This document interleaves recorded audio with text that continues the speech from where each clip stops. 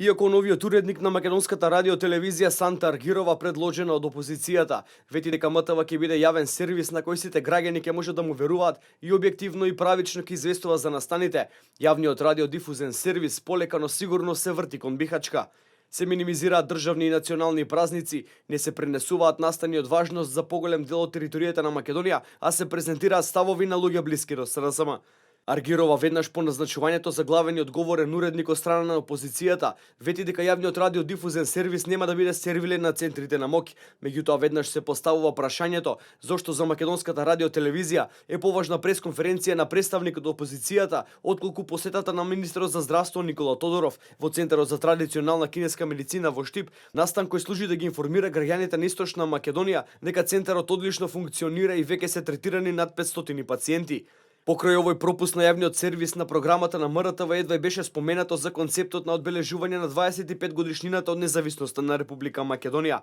Првиот телевизиски сервис на македонската радиотелевизија известува за голем број политички субјекти, настојувајќи да обезбеди прилично рамномерна застапеност на парламентарните партии од власта и опозицијата. Ова беше наведено во збирниот извештај на Агенцијата за аудио и аудиовизуелни медиумски услуги од мониторингот на медиумското представување во вестите во периодот од 15 април до 14 мај од распишувањето на предвремените парламентарни избори кои беа одложени до почетокот на изборната кампања. Во извештајот исто така се вели дека новинарски или редакциски коментари не се застапени. При мониторингот било констатирано дека МРТ1 во најголем дел од случаите известува објективно. Иако главниот и одговорен уредник на МРТВ посочи дека ќе се бори против партизацијата на медиумите и починетоста кон одредени политички гарнитури, сепак реалноста е дека за прв пат јавниот радиодифузен сервис има главен и одговорен уредник предложен од политичка партија.